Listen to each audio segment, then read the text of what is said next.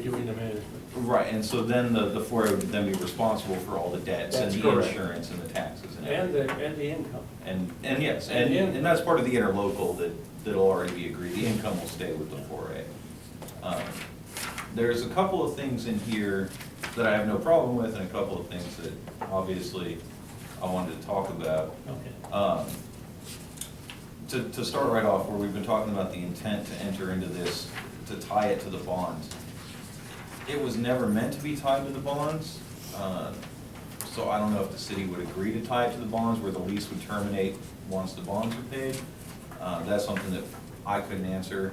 It's something that legally I can tell you this whole was started because it was tied to the TABC license, not the bonds. If that's gonna change, then we can take that before and see what the city's, and if the 4A wants to petition to keep the license, then that's fine, and then that would remove some of the requirements here. Where you've got strike second paragraph in number 2, are you talking about the solar promises in return for the consideration of strike herein?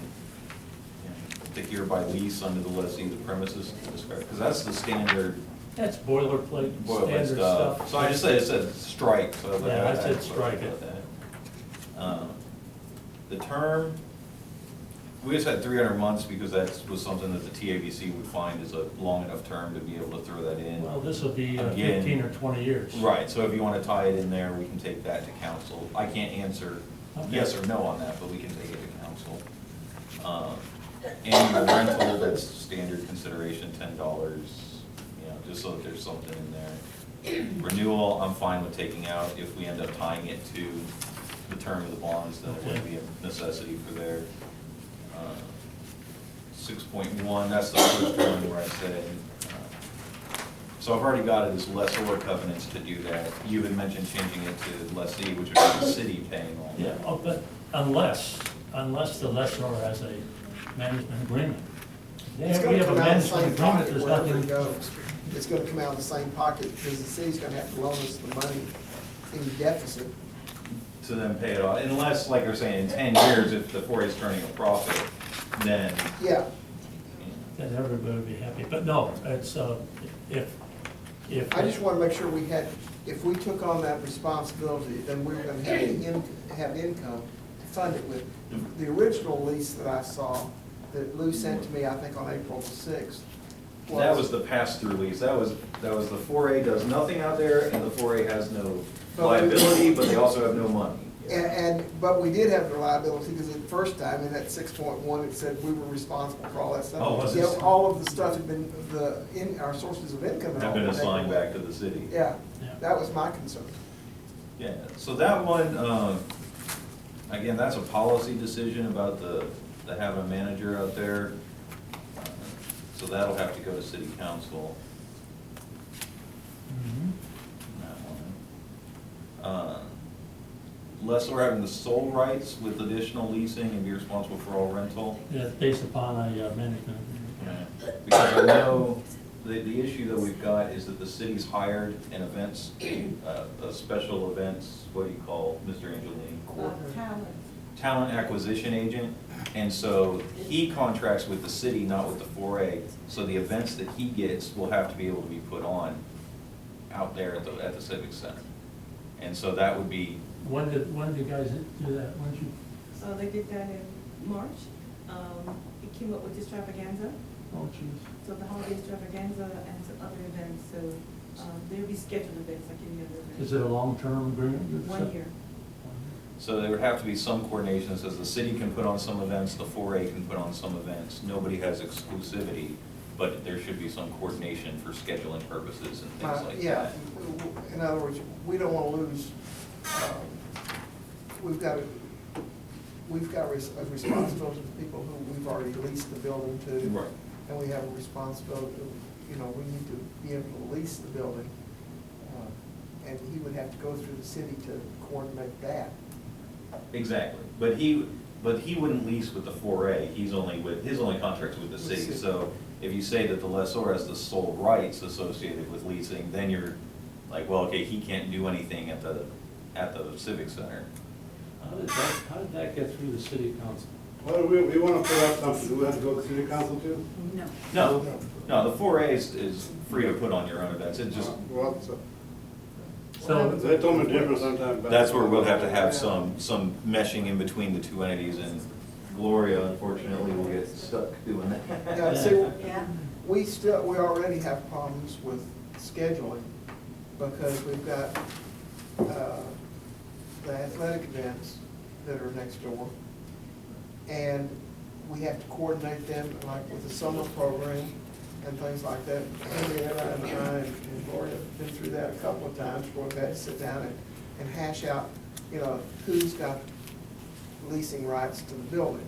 And Bill knows he's gonna have to work with everybody, if they wanna put on the holiday extravaganza or some concert for somebody coming through, they know that to avoid any conflicts. It's gonna have to be done well in advance because these things, we don't want to lose a large. If there's a wedding party or something Yeah. out there, you don't wanna have it going on at the same time as a country concert. Right. now, does this agreement with this gentleman have, are you paying him a salary, are you paying No, he just gets a percentage a of, percentage of the deal? whatever he books, like a booking agent. That's it, percentage of not a that. salary?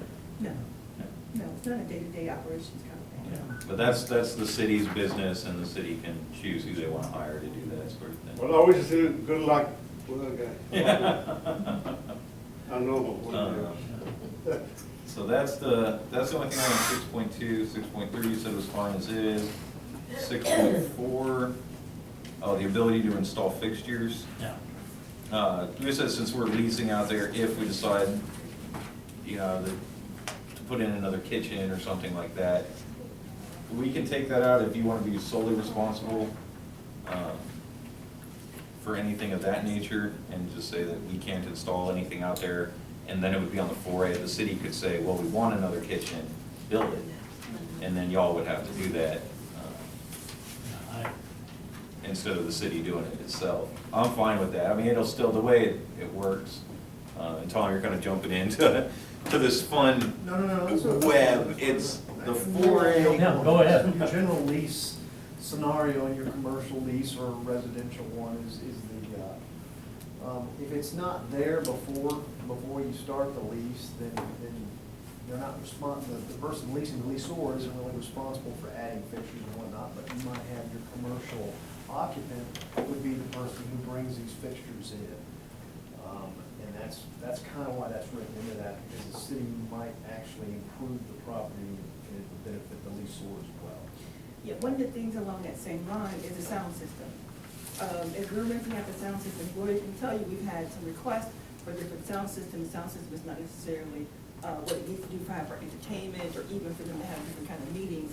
And so we're looking into installing a sound system in there. So the city's going to pay to put one in, and that would be one of those big ticket items for us to do that.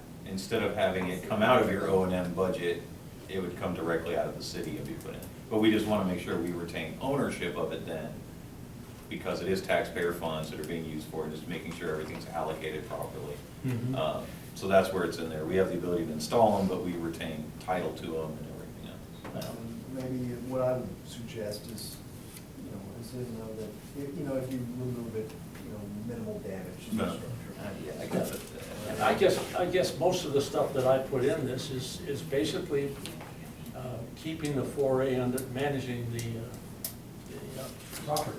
Well, that's what I'm gonna have to get schooled up on, because this sounds like a gigantic, joint endeavor, and I'm just not quite sure. In the way the interactions are too, it's, the 4A is what we call municipal corporations, so they are a separately run governed body. However, they're always subject to the city council. City council can replace all the members, city council can do whatever at any time. So it is a separate body, but it's also always, anytime there's big expenditures, things like that, it's subject to approval from city council anyway. Sure. So there is some, so we come through here and we do these and we do the lease, and it's really kind of like we're leasing with ourselves to some extent, and it's also like a commercial lease in other senses, so it's a strange interaction. That's sort of the feeling I get about the bonds. I mean, they ask us to, for our recommendation, but it really has nothing to do with us. Right, and they're held by in the name of the city. In the city, even though and- they're for the Yeah, events. and all it amounts to on those bonds, the city's gonna be the one that's responsible for those bonds. Oh, the city's the only one that is liable. So if the city doesn't pay, they can't come back in and go after the 4A. Right. They get what's called a mandamus from a judge and say, you're raising your property taxes on everybody to pay the bonds. Because the sales tax isn't committed, the only thing that is actually committed is ad valorem taxes. So the only reason they come to us is To offset the Offset. burden on the property owners by using the sales tax to Yeah. offset some of the ad valorem responsibilities. Okay. So let's see, 465, I'm fine, 66 was. 6.6 is the removal after termination. Yeah, and that kind of ties in, and I can add the minimal damage clause in there. It's essentially if we put anything in as a fixture, we can take it out when the lease is up. Yeah, that's general fixtures language. but also if you cut a hole in the wall to. Then we gotta pay for it. Then you gotta pay for it. Exactly. Okay.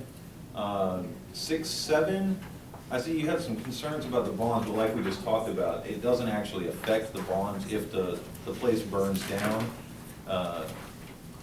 and we cancel this lease, it doesn't have any effect on the bonds, because the bonds are all done directly with the city, the 4A is not paying on those. So if this lease never happens, or if this lease is terminated, it doesn't have any effect on the Frost bonds. It does not. Correct. Okay. Didn't know that. Yeah, as long as this is in play, this is the only thing that has some interest, and it's not even a direct. Like I said, the only thing that guarantees those bonds is the property taxes. So this is just to offset it, it doesn't necessarily have any direct impact on it. Okay. But this lease doesn't have anything on the bonds. Loss of usage, that was another thing, and I think I understand it. But if, for instance, if we have a catastrophic leak, okay, and I'm just making up this scenario, we have a catastrophic leak, and the ceiling should collapse on the ballroom floor, and we're gonna have something out there. Is the city going, the city can't come back and say, well, you owe us for the loss of revenue that we would be. Well, yeah, if it's rendered unfit for occupancy, the lease is void. Okay, all And right, so. that's what I wanted to know. Now, I can't tell you that it wouldn't, I don't know if the city would, but if there's a contractual They're obligation. gonna be paying themselves, whatever Right, it is. it's gonna come out, like we said, it's all one pot of money essentially.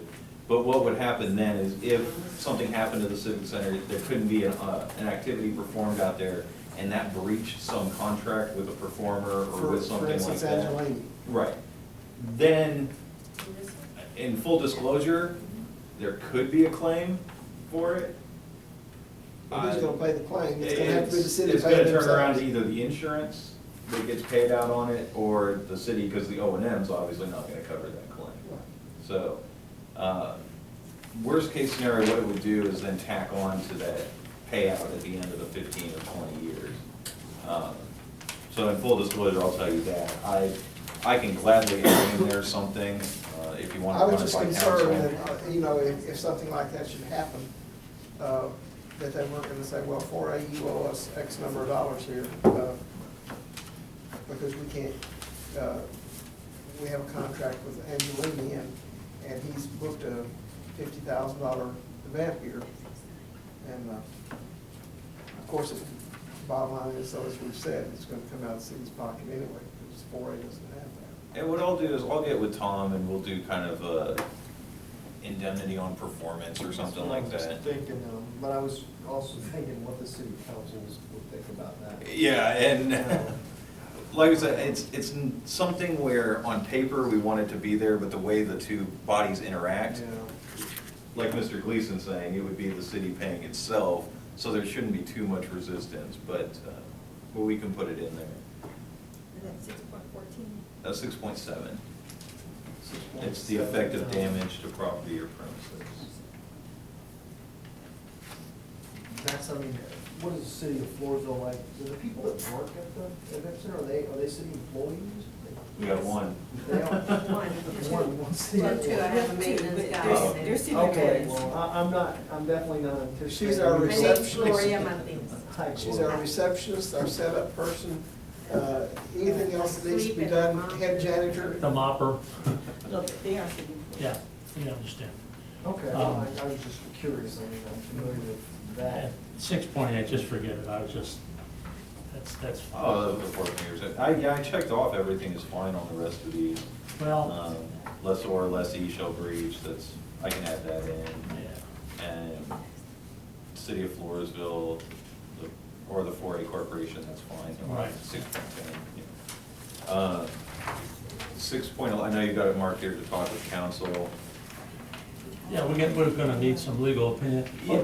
But the thing that I believe would be beneficial in the long run for the city of Floresville is have the 4A run this thing properly with a director, and have that director be commingled with the Visitors Bureau. So you kill two birds with one stone, and you relieve you'll Now, what we're talking about with the director, and this is kind of off topic, so I don't want to stray too far down this road. But you're talking like having the same thing as Tommy Baker with FEDC. You're not something, they're not a city employee, they'd be a 4A 4A employee. employee. And so all of their funding and everything else would come out of your O&M That's correct. budget. All right. And like I said, that'll have to be run up to council on there. We obviously can't comment too much on that. But we'll make it, the next council meeting is the 18th. Yes, the 18th, so you want this on the 18th? Well, I thought, there hasn't been a vote, so we can't commit anybody to anything, but it had been discussed that this would potentially be tabled. So if it's tabled here, we can do a discussion on it at the city on Wednesday, but I don't think the city's gonna wanna vote on anything that's been tabled by 4A. Okay, but you still have some open-ended things to do, right? I looked at Yeah, they're gonna talk with Tom, and most of the. 6.7 and then 6.11 through 6.14, they want to review with their attorney. And 6.11 is just, precedent. If you don't enforce it once, it doesn't set a precedent that you're never gonna collect rent if you don't do it. 6.12 is general benefits, and then hazardous materials, so, but we'll let them, they got time if it's gonna be. So we can take the time that you all can put it on your next agenda for your next meeting. Okay. And then you can come to council once you all have put in whatever language. And we're gonna go to our lawyer with this. Yeah. With And I'll this. send it to you and so you can redline it You with can- them. You can, Sure, sure. What? oh, be careful about this. So, Mr. President, in reference to the item C, Let's see if I brought it. I'm a terrible lawyer, I'm always running out of business. Okay. So what is the board's wishes on the lease? Are we going to let Tom and Chris hash this out a little bit and come back with a plan? Or are we going to vote on it now, or what are we going to do? No, I suggest we table it for now, let Chris and Tom talk it over. I think we have to make up two scenarios, one with the 4A board having a director, and one without the 4A board having a director. Otherwise, we can drag this out for about 3 more months. Well, we can put that on an agenda for our next meeting then too, so we would have some. We need to come to you, I would think, with a proposal. Right, that we can take to city To council. council. Right. And That's the biggest we thing. would have to come up with that. I'd like to talk to you gentlemen first. I mean, Yeah. I'd definitely talk to him, but I'd like to talk to you guys. Yeah, there's a lot of catching up and Yeah. before you even talk with so we me. have a June 3rd meeting that's gonna be a workshop.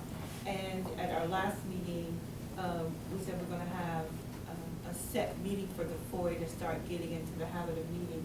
And you, Oh, it's the what Monday? it's the third. The third Monday. Monday of the month? That would make it on the 15th if I'm counting correctly, gentlemen. So is that when you're gonna have your next standard meeting, we can get it That to would happen? be my recommendation. So the city council's meeting on the 18th, because we moved the Well, 11th, the meeting on the yeah, 11th. We could meet and then go right. And then it can be presented to city council after that. So you had a motion on the floor from Mr. Sack in reference to table item C. I didn't get a second, I'm sorry. Did you second that, Jim? Yeah. Okay. All right, we have a motion by Sack, second by Tahada to table item C under new business and bring it back at our meeting on the 15th of June. Okay. All in favor of that? Aye.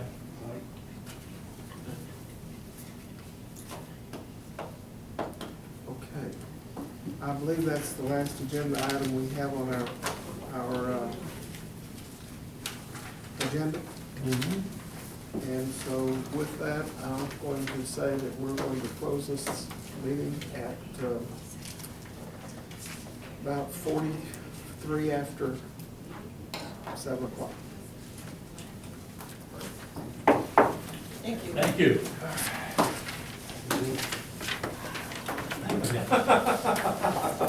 Hey, thank you.